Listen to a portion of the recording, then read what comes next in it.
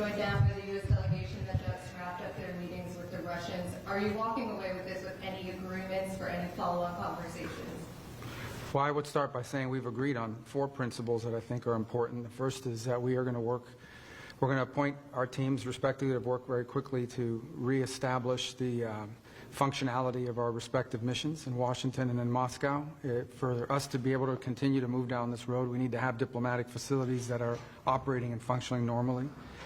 The second point is that we're going to appoint a high-level team from our end to help negotiate and work through the end of the conflict in Ukraine in a way that's enduring and acceptable to all the parties engaged.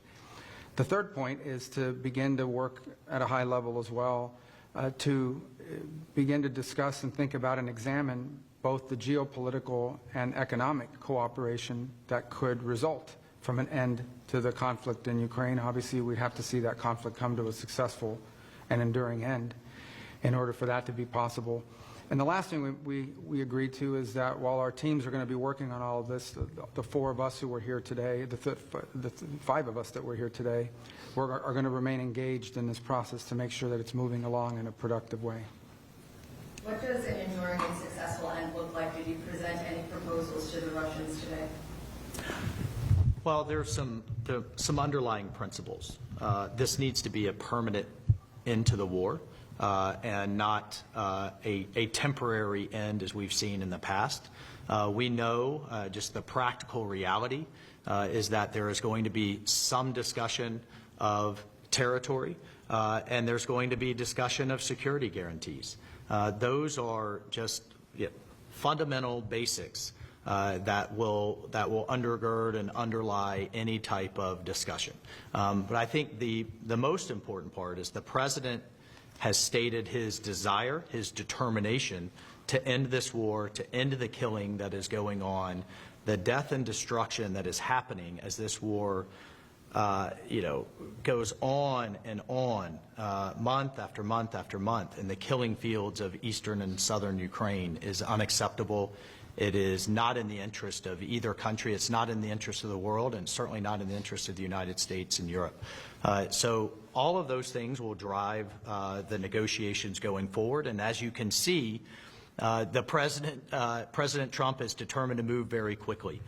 We just had a head of state phone call, the first in years, and here we are less than a week later at the highest level of the U.S. and Russian government, and we expect to continue to drive that pace to not only end the war, but then to unlock what could be very productive and stabilizing relationships going forward. You mentioned territory. Is it acceptable to the U.S. for Russia to retain any territory that is annexed since the beginning of the war in February 2022? Well, I think those are things that those are to be discussed. And those are things that will start and do the tough work ahead. But the important thing is that we've started that process. And what the President did not find acceptable was an endless war in Europe that was literally has turned into a meat grinder of people on both sides. So if you just think about, just in a few months, President Trump has shifted the entire global conversation from not if the war is going to end, but just how it's going to end. And only President Trump can do that. And in the Oval Office less than a week ago, both President Putin and President Zelensky both said to him, only you, President Trump, could drive this war to a conclusion. What concessions do you expect? Well, again, we're not going to pre-negotiate an end to this conflict. These are the kinds of things that have to happen through hard and difficult diplomacy in closed rooms over a period of time. What's important to understand is 2 things. The first is the only leader in the world who can make this happen, who can even bring people together to begin to talk about it in a serious way, is President Trump. He's the only one in the world that can do that right now. The second thing I would say is that in order for a conflict to end, everyone involved in that conflict has to be okay with it. It has to be acceptable to them. But we have to understand that it's been 3.5 years since there's been any sort of regularized contact between the United States and Russia, and in some cases between any of the participants in this conflict and Russia. So the goal of today's meeting was to follow up on the phone call the President had a week ago and begin to establish those lines of communication.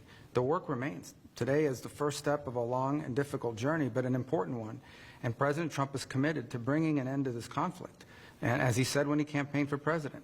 And he wants it to end in a way that's fair. He wants it to end in a way that's sustainable and enduring, not that leads to another conflict in 2 to 3 years. That's not going to be easy to achieve, but he's the only one in the world that can begin that process. Donald Trump is the only leader in the world that could initiate that process, and today was the first step in that process. Is sanctions relief going to be involved in any of this normalizing or trying to more level set the relationship between the U.S. and Russia? Did the Russians bring up sanctions relief in the meeting today? Well, sanctions are all the result of this conflict. There are sanctions that were imposed as a result of this conflict. And so I would say to you that in order to bring an end to any conflict, there has to be concessions made by all sides. We're not going to predetermine what those are. We're certainly not going to negotiate this today or in a press conference for that matter. But, and there are other parties that have sanctions. The European Union is going to have to be at the table at some point because they have sanctions as well that have been imposed.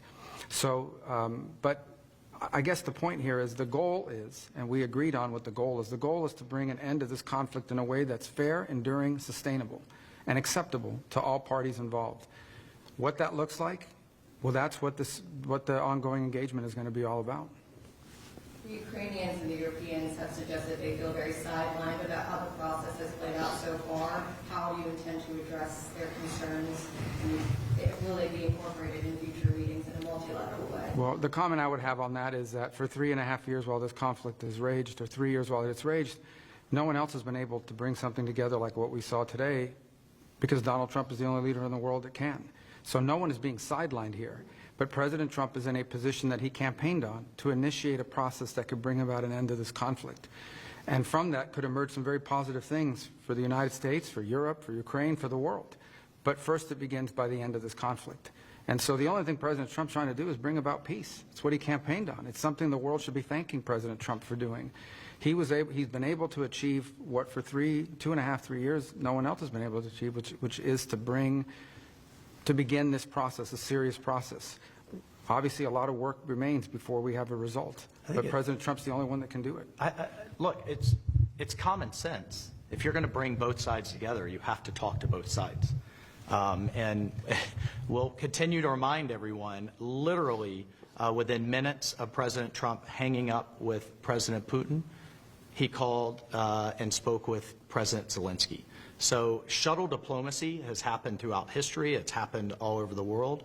We are absolutely talking to both sides. The Secretary of State just met with President Zelensky days ago, along with the Vice President, 7 cabinet members in Europe at the same time, really showing the importance of engaging our allies. President Trump spoke with President Macron just yesterday. Prime Minister Starmer is coming to Washington next week. So I think the facts will continue to push back on this notion that our allies haven't been consulted. They are being consulted literally almost on a daily basis, and will continue to do so. Did you set a date for the two presidents to meet at this meeting? When do you expect that meeting? We did not. We did not set that date, but the two presidents talked about meeting and expect to meet. Can you take us a little bit in the room today? What was the interaction like? How would you characterize the discussions? It was positive, upbeat, constructive. Everybody there to get to the right outcome, solution-based.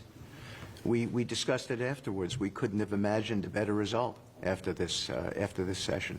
It was very, very solid. Will you be traveling to Russia again, Mr. McCall? I'm not sure, but we'll make that determination in the next couple of weeks.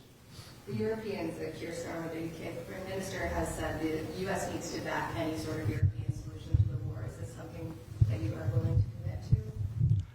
Well, I think that's something that we'll continue to discuss.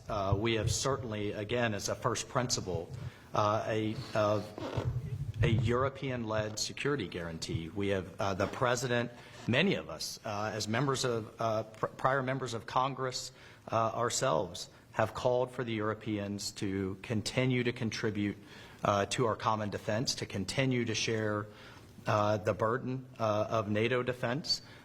We'll continue to point out that while things have improved, starting with President Trump's first term, the fact that a third of our NATO allies still do not contribute the minimum of 2% of their GDP to defense a decade after that we all collectively made that agreement isn't acceptable. We have the NATO summit coming up this June, and we would expect with the type of conflict, the type of warfare and destruction we've seen in Europe, sadly, the last several years, that we have 100% at the minimum, and in fact are exceeding that. So, look, this is a common effort. This isn't just about what the United States is going to continue to contribute and what we are going to continue to ask of the American taxpayer. We all have to make those tough decisions. We all have to contribute to our common defense, and we expect that this to be a two-way street for our European allies. And the fact that both the United Kingdom, France, and others are talking about contributing more forcefully to Ukraine's security, we think is a good thing. Did you walk away from this meeting convinced the Russians want peace? You said it might take some time to be convinced of that. How do you see it now? I mean, I don't view diplomacy that way. I think diplomacy ultimately is based on actions. It's based on commitments that are kept. So I think I came away today convinced that they are willing to begin to engage in a serious process to determine how and how quickly and through what mechanism can an end be brought to this war. Whether we can ultimately reach that outcome will obviously depend on every side in this conflict's willingness to agree to certain things. So I think it's important to have this meeting because we haven't really had much engagement with the Russians for almost 3 years. And it sets the table for future conversations. How that turns out will be up to the parties and their willingness not just to make commitments but to live by them. That'll be tested in the weeks to come. But I can tell you again, as I reiterate, President Trump has made it very clear during the campaign he thought this conflict needed to end. He's the only leader in the world that could have started a process that we saw here today, and this process is going to continue. And when you talk about an enduring and sustainable end of the conflict, it means one that's acceptable to everyone involved in it. And that obviously includes Ukraine, but also our partners in Europe, and of course the Russian side as well. Sorry, I didn't mean to jump in there, but I just wanted to also take a moment, I think on behalf of all of us and the President, to thank our partners in Saudi Arabia, to thank our hosts for bringing this together, and particularly the Crown Prince Mohammed bin Salman and his team. We are moving quickly, which means they moved very quickly to be such gracious hosts, and we certainly are all appreciative. Absolutely. As the last question, will the Saudis take on a more active mediation role as these talks continue? Well, that's a decision for the kingdom to make, but I can tell you that the Kingdom of Saudi Arabia is playing an indispensable role in making today possible. Not just hosting us, but bringing the parties together to have these conversations. I think it's something we're very grateful for, something we're very grateful for the partnership that we have with them on a host of issues, and this being one of them, where we thank them for doing it, and we hope that they will, I think they've offered, and I believe that they will continue to be helpful in any way they can. Thank you all. Really appreciate it. Thanks. Can I just, I'll be extremely brief. So what is the next step now? The high-level team you mentioned is number 2 or number 3? Yeah, so let me walk you through the next step is multi-track. The first next step is working through our respective teams at the diplomatic side, just to ensure that our diplomatic missions can function. There's been a series of reciprocal actions taken over the last 10 years that have really diminished our ability to operate in Moscow, as an example, and they would argue their ability to operate in Washington. We're going to need to have vibrant diplomatic missions that are able to function normally in order to be able to continue these conduits. The second is a high-level team, including those who are experts on these topics, the technical side, to begin to engage with their side on parameters of what an end to this conflict would look like. And on that front, obviously, there's going to be engagement and consultation with Ukraine, with our partners in Europe and others. But ultimately, the Russian side will be indispensable to this effort, and so that process will begin. And then the third is, together with those other two, is beginning to engage in identifying the extraordinary opportunities that exist should this conflict come to a acceptable end, the credible opportunities that exist to partner with the Russians geopolitically on issues of common interest, and frankly economically on issues that hopefully will be good for the world and will also improve our relations in the long term between these two important countries. So all three of those efforts will be happening in conjunction with one another. Obviously, the diplomatic one is one we think we hope to move pretty quickly on because this involves the treatment of our respective missions. The second one will be difficult, which is the question of Ukraine and the end of that conflict. But I think that's essential in order for the third piece to even be possible, which is our ability to work together on other geopolitical matters of common interest and, of course, some pretty unique, potentially historic economic partnerships as well. The key that unlocks the door for those opportunities, however, is the end to this conflict. But Brett, in terms of when does the high-level team meet? Has there been any date? There's no date set, but as President Trump is, as you've seen over the last 4 weeks, not patient in terms of getting action. He drives hard, he wants to get things done. He's been wanting to do this, and he's moving very quickly to fulfill the promises he made to the American people when they elected him as our president. Okay, and then in terms of number one, in the restoration of the diplomatic missions, you'll remember that the first big tit of the tit for tats was after the Skripal poisoning, and the U.S. under one of your predecessors, Mr. Tillerson, expelled a lot of Russian diplomats, to which they responded. The consulate in St. Petersburg got closed down by the Russians. You guys closed down the consulate in Seattle, several others. Are those going to reopen? Well, that's what we're going to be talking about. And ultimately, again, I'm not going to negotiate or work on that in public. That's what these channels will be about. But ultimately, what the goal we need to have is we have to have some normalcy in our missions and in their ability to function. And the main embassies even. And in the main just the embassies main in embassies, particular. regardless of the consulates. I mean, if our diplomatic channels are broken, it's going to be very difficult to consistently engage on a host of topics, including some unrelated irritants that could derail the broader talks on Ukraine. So there has to be some improvement in the way our missions are able to work and in the environment and space that they're given to operate in. So that's something we want to move on quickly, and it's important to set the table for the other two things that we want to do. But I think the key really in all of this is ultimately going to be whether an agreement can be reached with all parties involved on an acceptable resolution to the conflict in Ukraine. Because if that happens, not only will the world be a better place, but I think there will be some pretty unique opportunities to work with them on areas of bilateral geopolitical interest and some very unique economic opportunities. But we have to get the Ukraine situation resolved first in a way that's acceptable to everyone. Okay, my last one. But does that mean if you get the staffs back to the normal operational level, and staff at the embassies, that you consider the Skripal case, the Crimea annexation, to be closed? There are no longer issues? Because I think, you mentioned that Keir Starmer is going to be in Washington next week. I can imagine that the Brits won't be particularly. Yeah, again, I'm not going to negotiate or talk through every element of the disruptions that exist or have existed in our diplomatic relations and the mechanics of it. Suffice it to say that President Trump has pledged and intends to keep his promise to do everything he can to bring an end to this conflict.